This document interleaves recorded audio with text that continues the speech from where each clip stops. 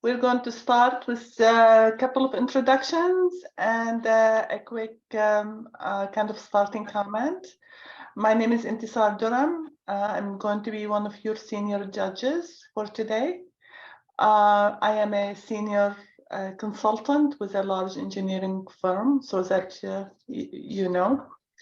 But for this part of the competition, you are taking on a fictional business identity and assigning a fictional business identity to us, the judges. Please make sure that everyone knows who you are and who they are before you begin. So please let us know what role do the judges play, as well as what role you are going to play. You will have exactly 25 minutes to describe the legal, ethical, and financial dimensions to the problem and to recommend a solution. During this time, we promise we will not be interrupting you. When you're finished, the judges will ask you questions for about maybe 10 to 15 minutes. During the Q&A, both the judges as well as you will be in character that you have assumed at the beginning. After the Q&A session, the judges will give you feedback from outside the role that everyone is playing. And with that, actually, before we get started, if we could do a quick intro of the judges so that we know who's here. Joe Wilkins, also senior judge, so Hi, looking forward to it. Hello. Christopher Walton, attorney. Hi, Chris. Knox Flynn, consultant. Welcome. And so team 24 Carat, you have 25 minutes. Go at it. All right. Thank you so much, the judges and the board of directors at Fortune, for being here today. I would like to start off by reading a quote. The greatest threat to our planet is the belief that someone else will save it. This quote encompasses and is a great introduction to the idea that we're going to present to you today, which is a solution to unifying sustainability reporting. This has been a global problem for an extended period of time, and we've come up with a creative solution that will monetize this problem and allow your brand to take advantage of it. Hi, my name is Carly Malecki, and I'm here with 24 Carat Consulting. I'm joined by my team members, Ajinkya, Raja, Aditya, and Tanya, and we're experts in delivering the golden standard of sustainability. We're here to create a partnership between you, the board of directors at Fortune, the International Standards Organization, the Environmental Protection Agency, and other governmental regulatory agencies to unify ESG reporting. Let me walk you through what we're going to be discussing today. First, we're going to frame the problem so that you understand its impact, and then explain our solution, which is the Green 500. We're going to explain what it is, how it will work, and who it will benefit. Then we will walk you through the three financial pillars of feasibility, viability, and desirability, and wrap it all up with a nice conclusion. Let's get into the problem framing here. Taking a look at this pyramid on the right, the top is enforcement directives, while the middle is only a few of the multitude of reporting frameworks that currently exist. And the bottom are the goals, including the UN Sustainable Development Goals on which this competition was founded. So taking a look at the problem, there is a lack of standardization. There's currently no universally accepted standards for sustainability reporting, which makes it difficult to compare and benchmark companies' sustainability report performance. There's also inconsistency in this reporting. Companies can choose to report on issues the way they want to and on what they want to. This results in inconsistency in reporting between companies, and it makes it very difficult to compare and analyze data, looking at apples to oranges versus apples to apples here. In addition, there's a lack of transparency that really shows itself in greenwashing.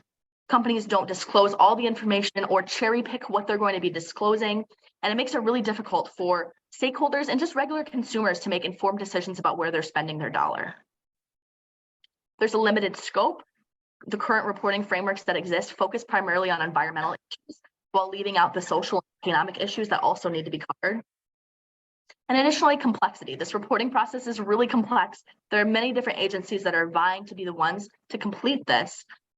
And we need to have the ability to track and measure, which we currently don't have as we know that there are sustainability initiatives out there, but we don't know their long-term effect on emissions. If you were asked to compare between different companies, would you be able to make this comparison? So I have a nice example here on the next slide that shows two direct competitors that we're all familiar with, Pepsi and Coca-Cola. Taking a look at the sustainability reports that Pepsi released in 2021, the metrics are very clear and they're all tied back to UN Sustainable Development Goals. The percentage targets are clearly bolded, as well as the progress towards each goal every year. Looking at Coca-Cola's below, this is the exact same report, except for it reads almost like a newsletter. And it's difficult to pull information out of this. You can't make that apples to apples comparison. Let's continue on to look at some more examples of how this problem displays itself. And that's in the ethical considerations. There are a rising number of initiatives that are geared towards sustainability and emissions, as seen on the graph here on the right-hand side. And that's constantly increasing. But as we also see, so are emissions. And these things should really be counterintuitive. If we see initiatives go up, we should see emissions go down. But this is not the case. In addition, there are misleading labels,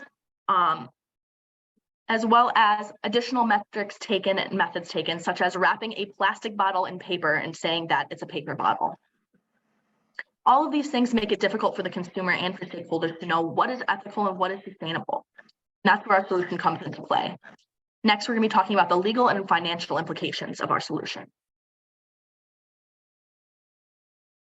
Talking about the legal aspect of the problem, we have tried to compare SEC with EPA, which is Environmental Protection Agency, in the terms of their power to take legal actions. Now, SEC has enforcement power to take legal actions for misrepresentation of any substance in the 10K filing by the publicly held companies. Let's say the example of Kohl's and Walmart, they had to pay $5.5 million in the allegation, in the bamboo product allegation. This was done because there was a product misrepresentation.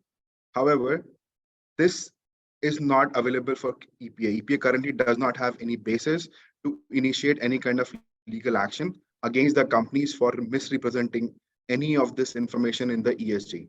Furthermore, there is no law of ESG reporting or validation of the reporting. Now, the 2019 data that you can see on the screen shows that publicly traded companies, out of those, 90% have released ESG reports. However, out of that, only 22% have shared that their report was actually audited. Since there is no law that enables that all the ESG reports are required to be audited, or there's no mandate, EPA cannot push any company for the ESG report auditing, and also cannot take any remedial action if, in terms of any legal action, if there is any misrepresentation. Now, talking about the finance perspective, if we just compare the greenwashing, next slide. Yeah. So compared to an actual ESG initiative like CO2 emission reduction or green energy generation. So greenwashing is actually inexpensive to start with compared to those initiatives. However, this is actually really expensive for corporations who seek out any financial or marketing benefits that are because of net zero pledges or ESG commitments. Now, we also know that the cost burden for climate reporting for these companies have already scaled up to around $2 billion, and it's expected to go up to around $8.4 billion in coming years. Now, this huge cost is one of the deterrents for the companies to actually pursue ESG reporting and also auditing those. On an average, based on the survey of publicly traded companies who have a size of around 1,000 to 250,000 employees and a turnover of around $1 billion, $200 billion, they have spent an average of $530,000 just on ESG reporting and auditing. Now, this huge cost will again be like, it's an added expense for the companies who otherwise can save that, and we really need to have some guideline as to making it mandatory so that this cost is incurred by most of the firms. In like the expense can be higher or lower, but that will actually push the EPA to bring the legal framework, and also it will push all the firms to make this effort to generate these reports. Now we'll talk about the solution summary. So looking at the totality of problems that we have ethical issues, including greenwashing, and there's a threat of growing carbon emissions despite having a heightened awareness between the consumers. And we cannot really measure what is the harm or good that is being done by the activities that companies or organizations, the governments take. Further, there's also lack of enforcement power with the EPA because they do not have a specific basis to bring action against. And the whole reason or root cause for this is the lack of standardized guidelines. From a financial perspective, there is a financial incentive for organizations to proceed with greenwashing, as that is inexpensive. And there is an increasing burden of climate reporting, which going in the future will become prohibitively expensive for companies to proceed further. There's also a certain lack of auditing, so we do not know how are these reports accurate or not. What we propose as a solution for this is a unified reporting system which can be deployed across industries, across companies and countries. The solution that we propose has three key elements. First, starting with the ISO guidelines. International Standards Organization will create a new set of guidelines for sustainability reporting, which will be included in the Environment Management System, also known as ISO 14001 guidelines. Then these guidelines will be used to measure performance. Today, ISO 14001 mainly focuses on the process part of the organization. What we'll be including through these guidelines is the performance aspect of it. The data available through these audits will be made public through regulatory findings, which does not happen today. This is where agencies like EPA come into the picture. They will enforce these guidelines using their regulatory authority. ISO 14001 will be made mandatory to renew business license or get a new business license, which is not a requirement today. Agencies like EPA will have to work with governments to get these legislations passed so that it becomes a part of the law and companies would have to follow through on this. The third key element of our entire solution through this reporting is going to be a Fortune Green 500 list.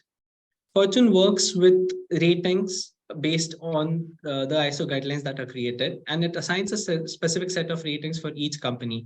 There are multiple factors which we'll talk through later in the presentation. Now, based on these ratings, there's a list of 500 best performing companies, which will be published every year and made available to the public. These three elements combined together will form a part of the unified reporting system that we are talking about. Let me take you through the ratings and how these ratings will work for Fortune. Our ratings are going to be a part of three key metrics. First, company-based rating, second, industry-based rating, and third, country-based rating. When we are talking about the company rating, these will be considered from the ISO guidelines, which every company has to keep on auditing every year. As a standard practice, companies do an internal audit every year and do a recertification audit once every 3 years. These findings will have to be published as a part of regulatory filings through EPA's authority. There is also going to be a metric which is going to be created to assign specific ratings for these considerations, and Fortune will come up with a weight to assign for each of these factors that we are considering in a company rating.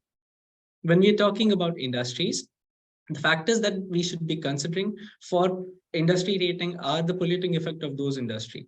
For example, some industries like the chemical industry, which have known history for creating some sort of excessive pollution, will get a lower rating compared to engineering industries, which would have a relatively lower carbon footprint.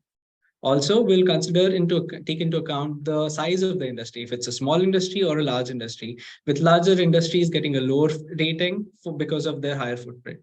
The final thing that we'll consider for an industry is how difficult is it for that particular industry to be green.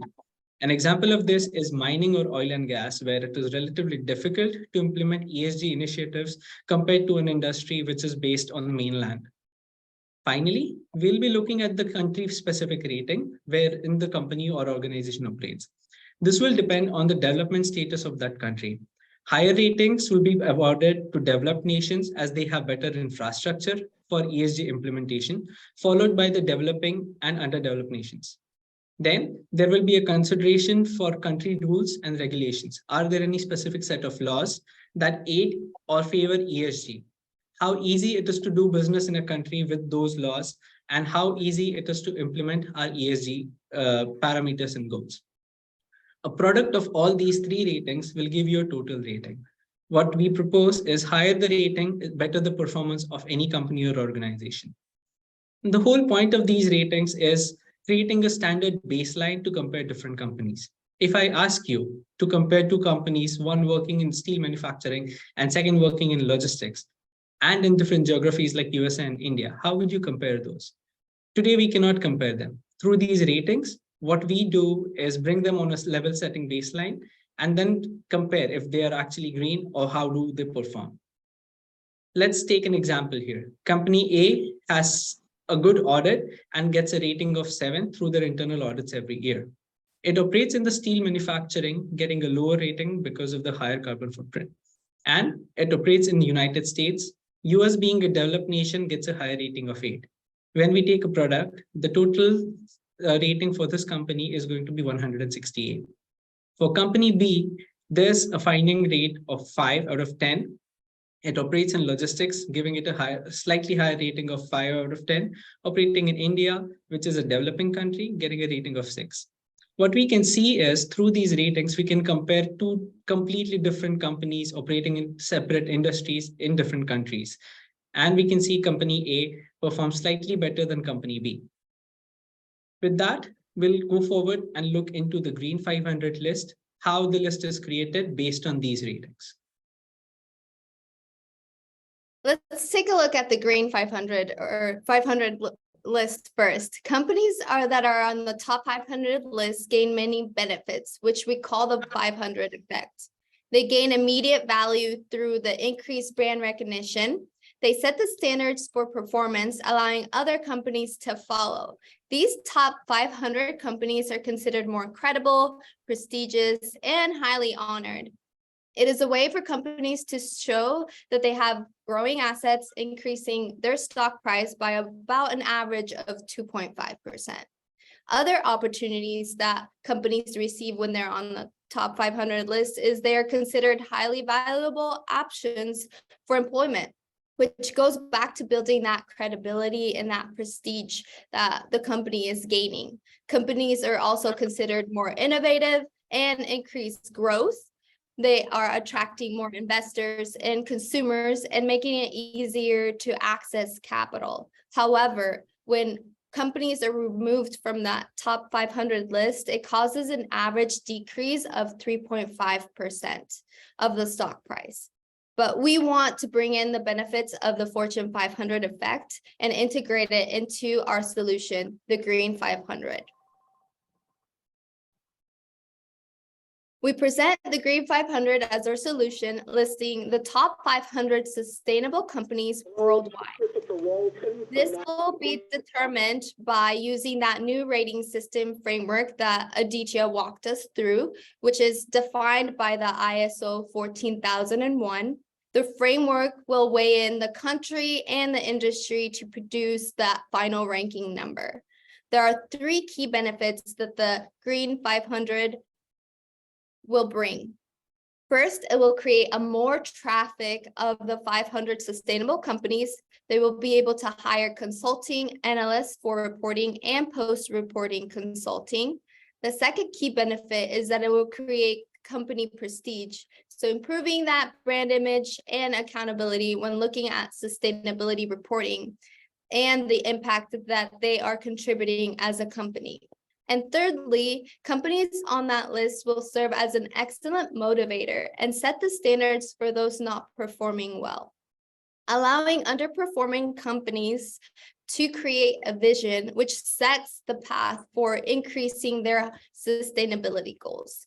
We will now look at the financial impact of the proposal. We'll discuss the financial impact of this new proposal from 3 perspectives: the companies, ISO, and then Fortune. Now, first with the companies, there have been several studies on the impact of ESG on overall financials of the company. Based on one of the study, there has been 76% more positive or neutral impact in terms of long-term financial results based on the ESG initiatives that were shared by the company in their ESG report. Now, this impact is in the range of around 0.5% annualized. Also, the index S&P 500 ESG has outperformed as S&P 500 for past 3 years. Now, another study on the benefits of ESG on the publicly traded company that shows that the companies have reported that apart from the improved performance in meeting the sustainability and ESG goals, better relationships with the NGOs, they have also experienced improved operational performance, financial performance, and lower cost of capital based on these ESG initiatives. However, this financial impact is still on the lower end, as you can see in the matrix, compared to the performance in the sustainability. But it is expected that the financial impact will increase further once the mandate comes into effect. Now, talking about the ISO, the certification revenue is around, so each company that applies for an ISO certification has to pay around $4,000 average for 3-year certification. This is a continuous inflow revenue for ISO. Apart from this, there is also a sale of standards and documents related to these standards, which averages around $160 per copy. And there are around 500 companies that get certification every year. So we are talking about a recurring revenue source for ISO as well. And this will be utilized to offset the increase in cost that might come in for ISO as well. Now, talking about the Fortune major revenue for Fortune comes in from ad revenues on their website as well as magazine.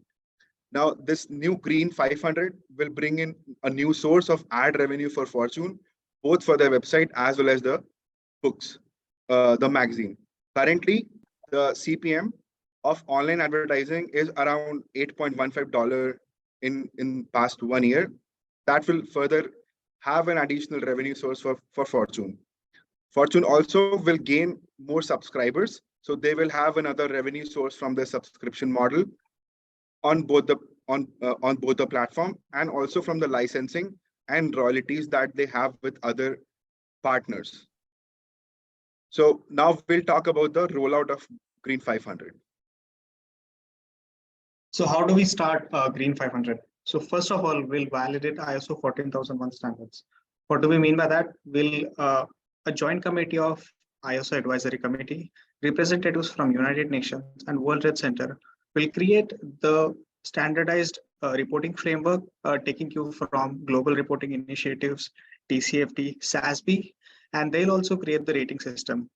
The reason we want to work with UN and World Trade Center is they are the most global agencies on the planet. So they'll ensure that the level playing field is facilitated by creating most neutral rating possible. And finally, once the system is ready, we'll roll it out. We'll publish and advertise the list so that companies can start giving out consulting services to the non-sustainable players.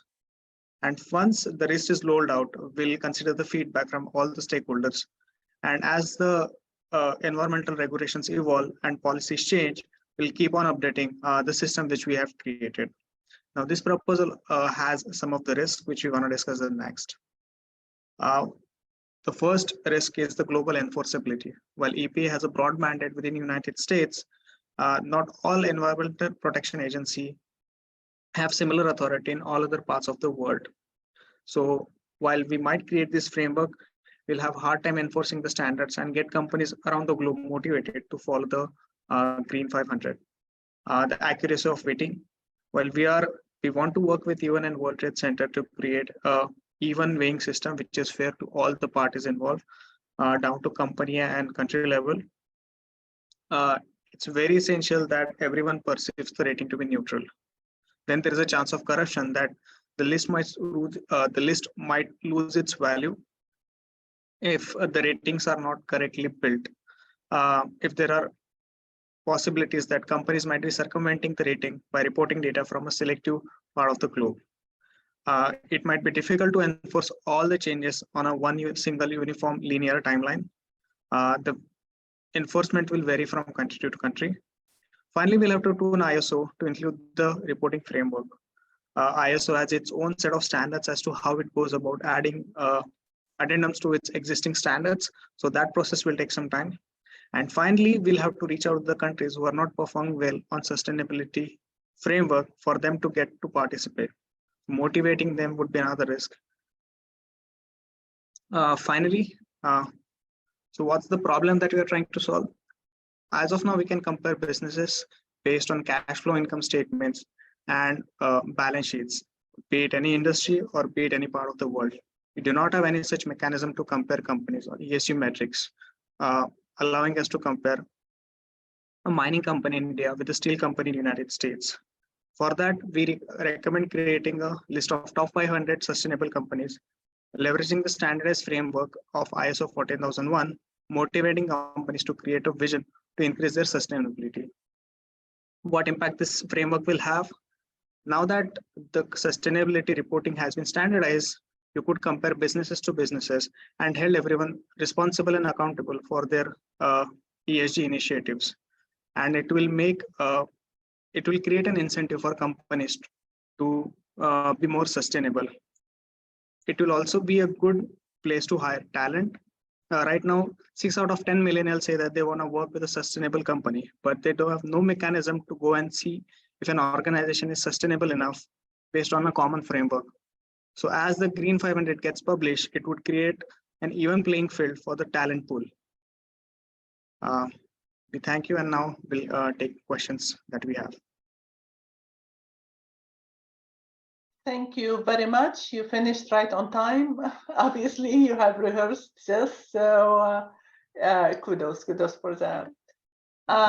If I may start with some, I need some clarification. Sure. We are looking at Fortune 500. Are you, in essence, looking at this type of certification for companies that could be global companies, but that do business in the US, since you have the EPA as the enforcement arm? If you are talking about global, companies that across the globe, maybe do you think that Fortune 500 is broad enough? Absolutely. I can take that, or Jinka, if you'd like to, feel free. I'll take the question. What we're trying to do is, US would be a good starting point for us because EPA has a broad mandate in terms of enforcement. But we believe the recognition that Fortune 500 as a list has throughout the globe will motivate all the businesses to work together with Fortune. So yes, we believe that Fortune Green 500 would become broad enough to motivate businesses around the globe. But we want to start with US, as all the administrative infrastructure around enforcement, around certification is pretty much standardized, allowing us to show the impact so that everyone gets on board around the globe. It's one of the risks that we outlined in our risk side under global enforceability. So we do acknowledge that that's a potential risk with this solution. Okay. Judges? Oh, Christopher, sorry, you're on mute.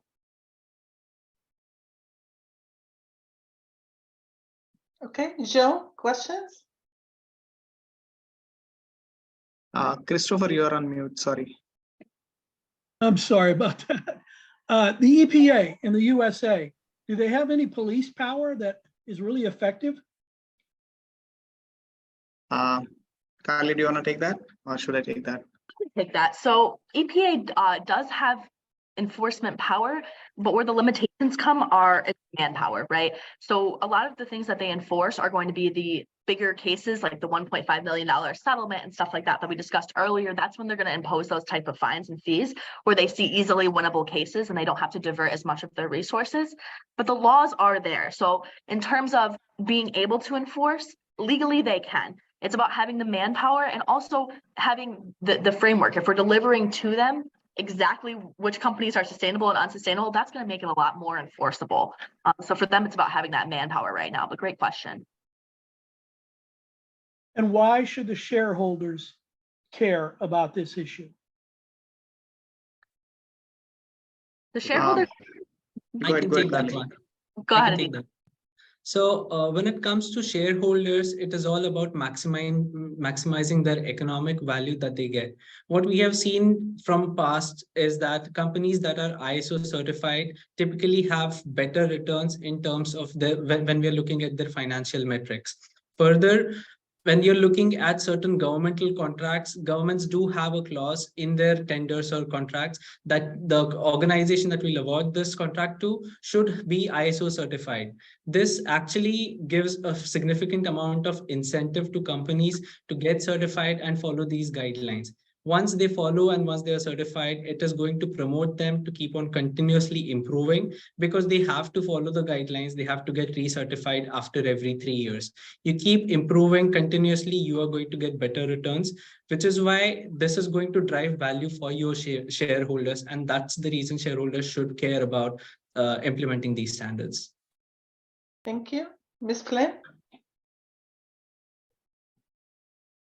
Oh, sorry. Question I have is, with the rollout of the Fortune Green 500 and the new framework, you are going to need implementation, you're going to need auditing. So there's like a brand new workforce that appears to be very specialized, and that workforce might not exist today.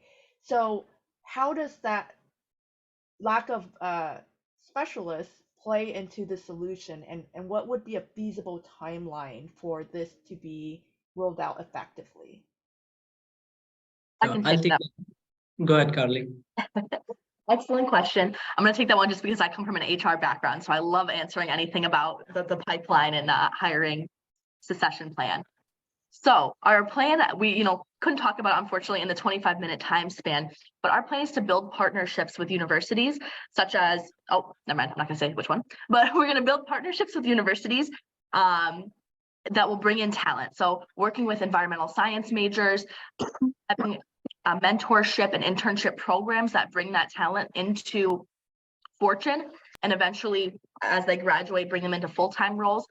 But as of today, a lot of this work can be completed remotely and will be completed around the country as these companies are all over the place, all over the world.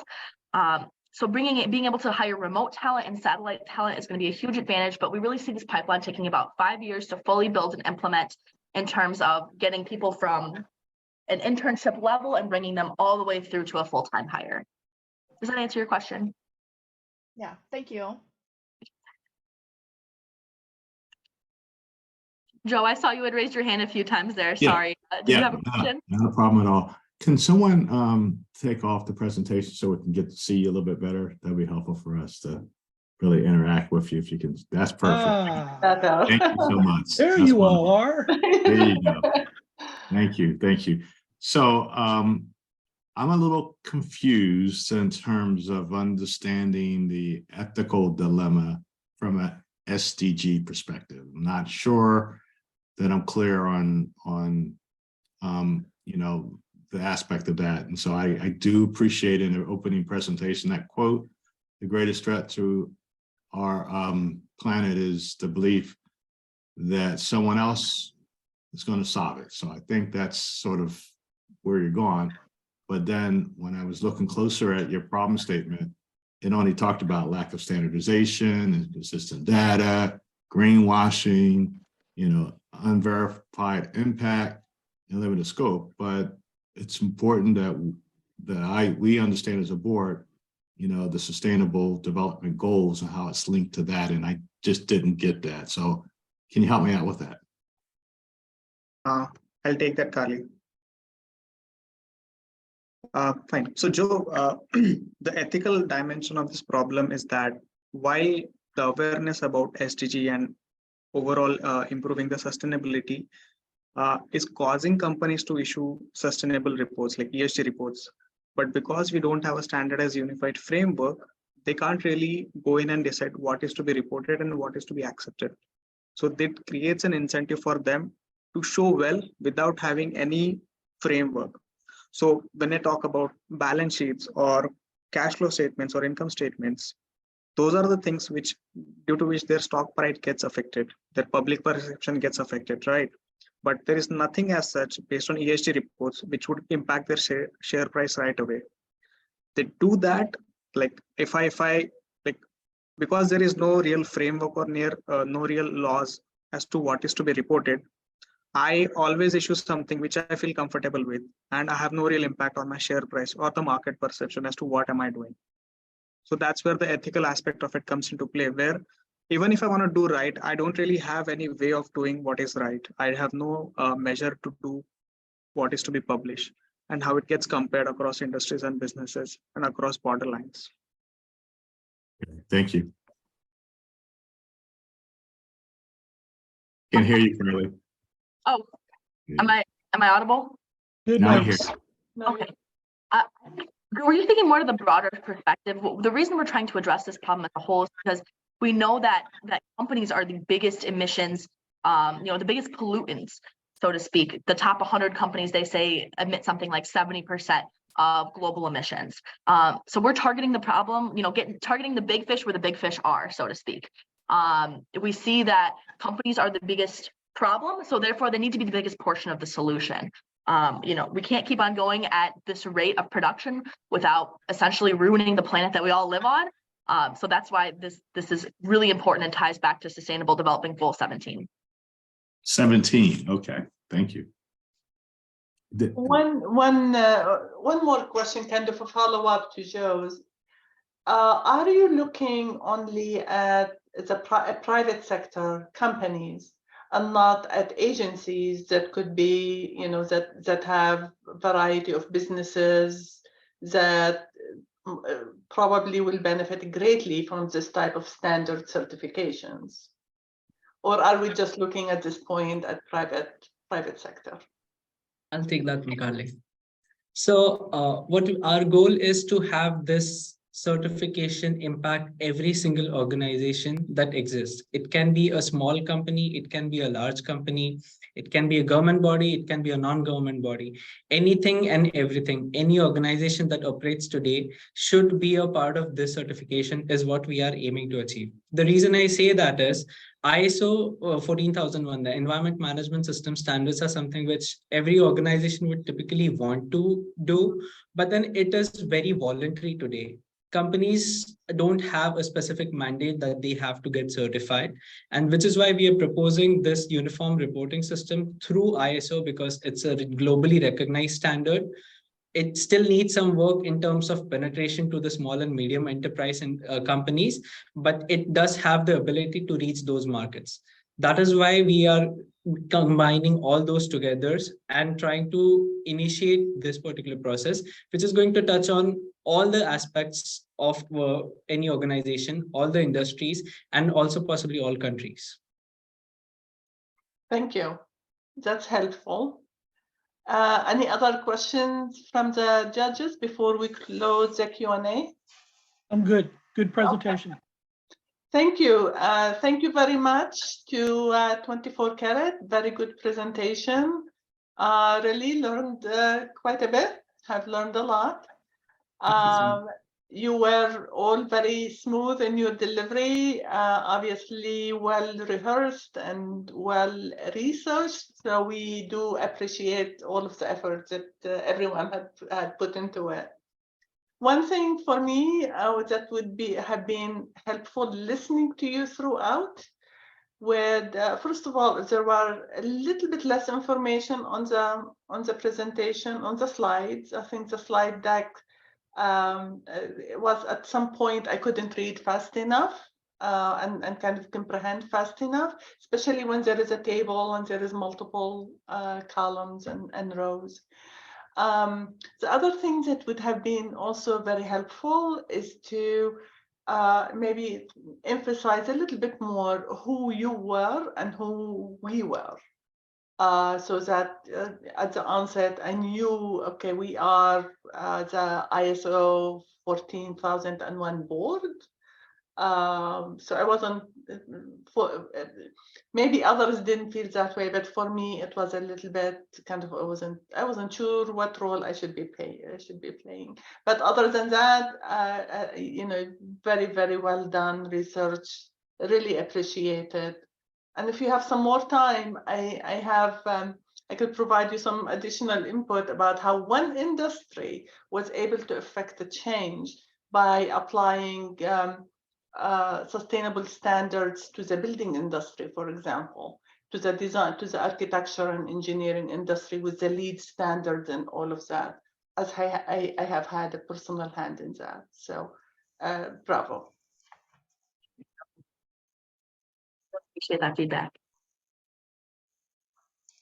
Okay, It's very interesting. Thank you very much. thank you.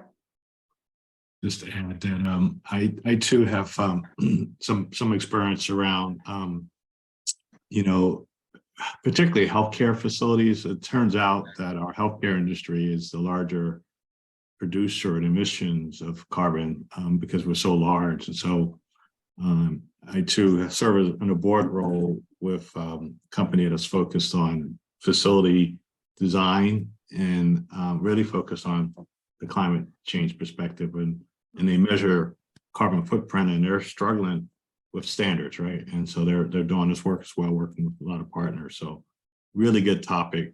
I asked a question around the sustainability development goals, the specific one, and I heard it, Carly, in the end, 17. For this exercise, that's crucial. It should be prominent in your presentation that you are after SDG number 17. And I didn't see it anywhere in your slides. And I had to ask the question to see which one you're actually focused on. But that's a very powerful one, this partnership for the goal. That's exactly what you were talking about, bringing other entities together. Very difficult work, but trying to get a standard together so that we can all play fair is really, really important work. And it's an ethical issue, right? And so I just think that, you know, you want to sort of think about that in your next series of presentation and making sure that's prominent.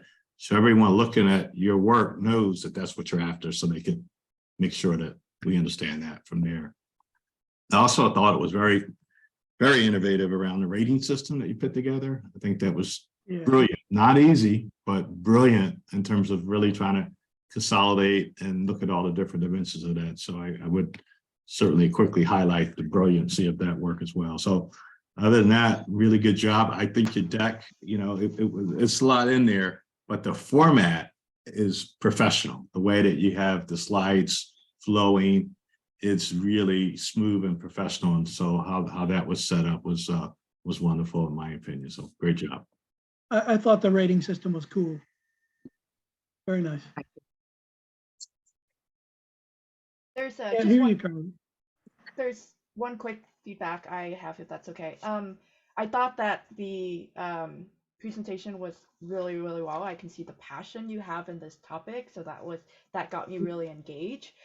There's one thing I'd like to see more is as you're rolling out the framework, you're going to present this to a lot of business leaders, and kind of what Christopher had mentioned is how do I explain this to the shareholders or any of the stakeholders to get their buy-in, because ultimately, you know, they kind of have to act on behalf of the stakeholders, so getting their buy-in is really important. So definitely touch on that explanation a little bit in the next presentation. Yeah. All right. No other questions? No. Thank you so much. Brilliant presentation, very good and very, very timely on an incredible topic. So I hope you continue to look into it as we do as well. Thank you and enjoy the rest of your day. Thank you. Thank you so much. Thank you so much. Thank you so much. Bye-bye.